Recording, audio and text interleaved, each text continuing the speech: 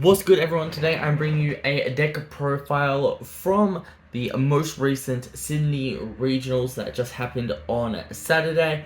I went 5-1 in this event, ended up coming fourth. Pretty decent performance, could have done better, could have done worse, but that's okay. Today I'm bringing you the profile, so let's see how it goes. We ended up playing MECHI. There is a bit of glare, sorry about that. Can't do too much about it, but we did play MECHI. It is a deck I have played in the past, so most of you have probably seen a MECHI list of mine. So we're not going to go over everything too much detail. We'll just go over some of the newer cards. So playing MECHI, like always, I do think MECHI is a great pick in this format. So if you guys do enjoy some black mid-range deck, I'll definitely suggest picking up all the cards to play MECHI. But let's just get right into the deck, and I'll go over cards when they are new to list. So starting off with 4 the Dark Empire Strikes Back and 3 Yearning for the Dark Dragon Balls. They are our balls. Also, mind you, if everything's a little bit off center, I do apologize. It's a bit of a makeshift recording studio at the moment. But we do have 4 of this Dark King MECHI Final Battle of Hands. This is the new alternate top 64 alternate art I have here. It's a BT18 MECHI. Most of the time, we used to run the BT17 MECHI because when you overloaded with it, you got a token. But this MECHI actually gives a lot more benefits now than what the old MECHI does. So let's just go over it. So basically, when you play it, you draw a card similar to the old MECHI. However, when you play this, you can also warp up to the top 2 cards of your deck, which is a super important skill that I will go over a lot later down the line. But in addition to those MECHIs, we also run 2 Demon Gods Salsa. Same skill, look at top 5, add a Demon Realm Racer or Demon God, add it to your hand. Additionally, if your leader is back Demon Realm Racer, which is, we can warp top 2. So those are super important cantrips. We are hard mulliganing for those cards. And then we have 2 Dark King MECHI Gabor Rule of the Demon Realm. Was considering taking this out because we had cantrips we were hard mulliganing for now. However, these ones are still super strong, especially with the activate main on turn 3 going second now. Then we also have the 2 Shin Noble Supremacy to slow down decks, such as Gogeta and Green Gohan. Moving on, we have our 4 Salsa. Everyone kind of knows this Salsa. 3 Kai. I do think this Kai will go to 4 after this event, but I'll tell you what I'll take out for it later. And then we have the 4 Shrooms, and that's kind of the MECHI archetype cards alongside this 8-cost MECHI Demon Realm Invasion. This is the boss monster deck, insane card from EXO2 that everyone probably knows by now. Going into Overwhelms, we run 7 Overwhelms in total, so we have the 1 Beyond All Limits, everyone knows that. 2 Insane Bardock the Tenacious Floodgates. Bardock will win your game single-handedly. The card gives you so much value. And then we have 4 of the new counterplay, which is also an Overwhelm. We barely use it for the Overwhelm, we always use it for the counterplay skill. So it's a counterplay, limit 1, if your leader is black, play this card, and then your leader gets 5k power for the turn.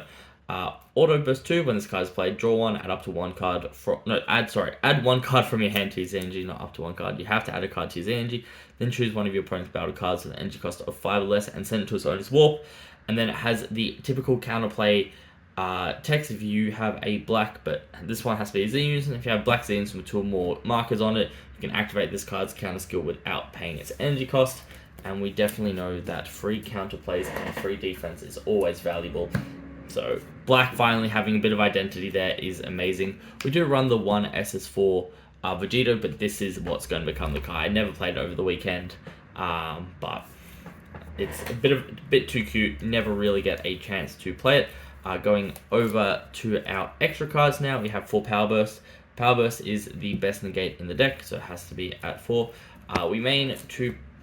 Bump the camera a little bit there. We main 2 Petrifications. Petrification is insane. I think everyone knows this. Don't worry, I do side the other 2. So we do have 4 between main and side.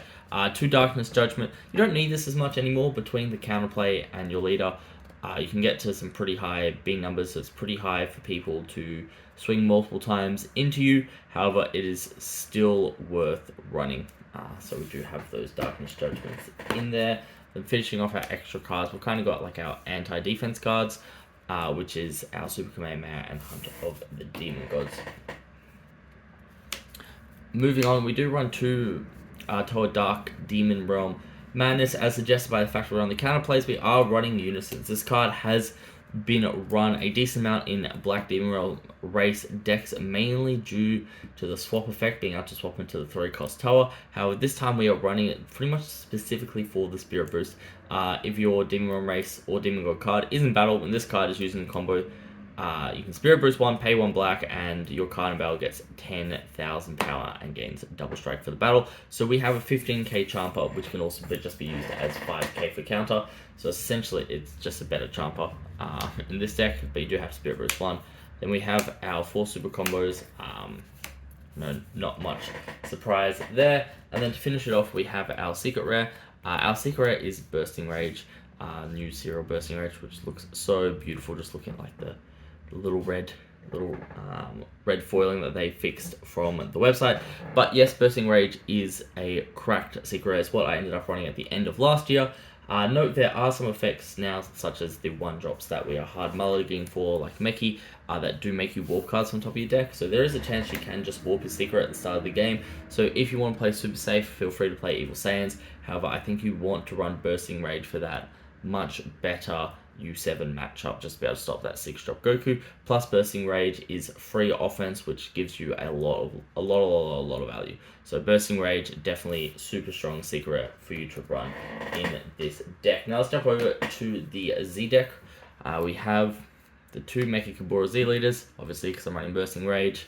We do want to run 2. We have the 2 SSB Vegito Unisons. So let's talk about the Unisons, why we run them. So Unison getting counterplay out is great. It's got to activate main. You can place 1 card from under this card and drop to draw 1 card. Then order when this attacks. Forget the rest of the order, just when it attacks, you can place 2 black cards from your wolf under this card. Now, alright, SSB Vegito. Why is SSB Vegito good? Now, the answer to that is we just want cards on board. We want to be able to counterplay, helps a lot into Green Gohan, helps a lot into Mud U7. So we needed to be able to establish Unison. What was the problems with establishing Unisons, in this Unison in particular, in most decks? And the answer to that is it's hard to protect unless you're SSB Vegito because of your barrier blocker. Even then, still super hard to protect into U7.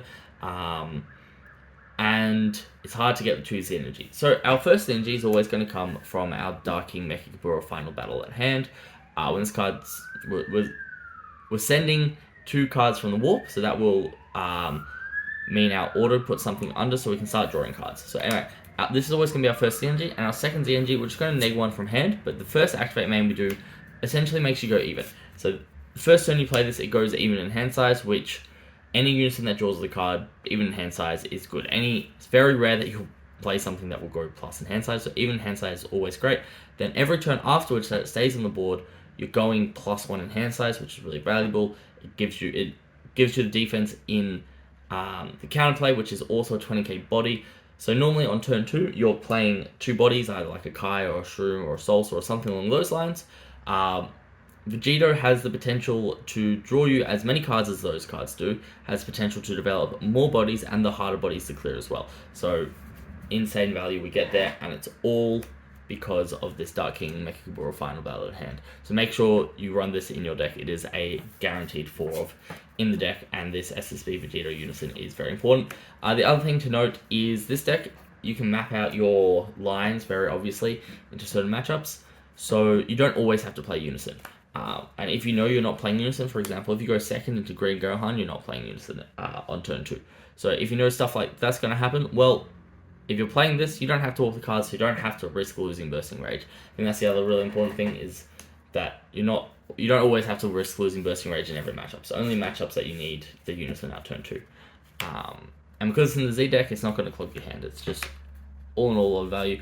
We have 2 of the Goku. Initially, I was running 2 of this card just because I wanted the activate main is insane with the 6-drop double strike Potara dude. Except we never ended up playing him.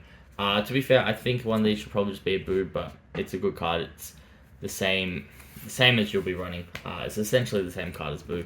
They both, for 2 Z energy and 1 energy, will remove one of your opponent's battle cards. Boo, however, can remove a battle card every turn. It's also a blocker. Also can get to 25k without having to do the removing the 10 cards from game. However, you're not going to get double strike, and it's not on play that you remove, so there is a bit more interaction that can be done with Boo. Moving on to our final Z cards, we have one of the Z extras. Super card. You could also, if you're taking out a Goku, run a second Z extra if you want. One of the Toas. As you'll see, I am siding in a couple of 3-drops, but that will probably leave the side, so Toa will probably also leave the Z deck. One SSB Vegeta, just being able to take a life is super valuable. One Skyridge Gengar as my energy marker. Moving on, to our side deck, we have 2 empty sleeves. These were 2 Demigras that I borrowed for the event. Shout out to Kevin. The Demigra heavily wizard something, which carries a 30k or higher, ignoring barrier if your opponent has 3 or less energy. So super good card. Vegito is definitely an awkward matchup because we don't have that good barrier removal early, so that kind of helps. 2 Mecha Kaburas, this we're calling 8-drop Gogeta, we're calling 6-drop U7, we're calling Poronga, we're calling the 8-drop Core, just anything that becomes a problem card, we're calling Android 17 Turning the Tide. Anything that's a problem card, we will slow down by a turn with Mecha Kabura, because most of the cards that Mecha Kabura wants to stop are slow decks that you just want an extra turn against. Speaking of slow decks, Blue is slow deck. They want to D-Magic to untap, so we run 2 of the anti-D-Magic Gohans. Cool Mill sucks. Mill sucks in general. Koitsukai helps against Mill. We run 3 Koitsukais.